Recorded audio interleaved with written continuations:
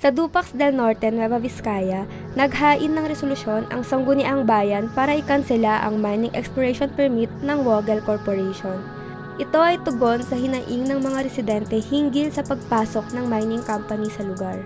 Third week po ng July 2025 na napansin namin na may mga kakaibang activities po dito.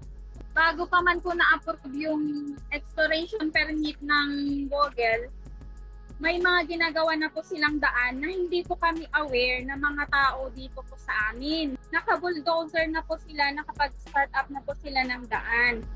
Naglabas ng permit ang Mines and Geosciences Bureau para sa Wogel Corporation noong August 4, pero reklamo ng mga residente, hindi sila kinonsulta. Sakop ng permit ang 3,000 ektaryang lupa sa 5 barangay.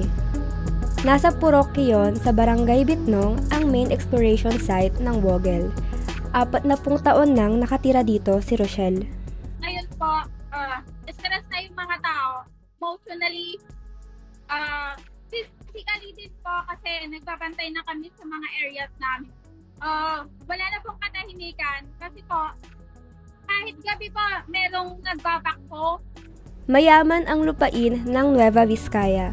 Bukod sa ginto at copper na planong minahan ng Wogel, nagsusupply rin ito ng first-class na prutas at gulay sa Maynila.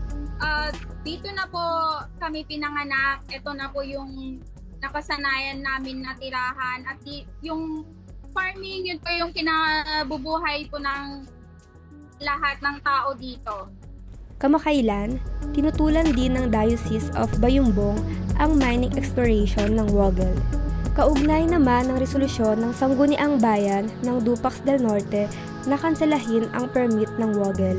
Panukala rin nila ang 50 taong moratorium sa pagmimina.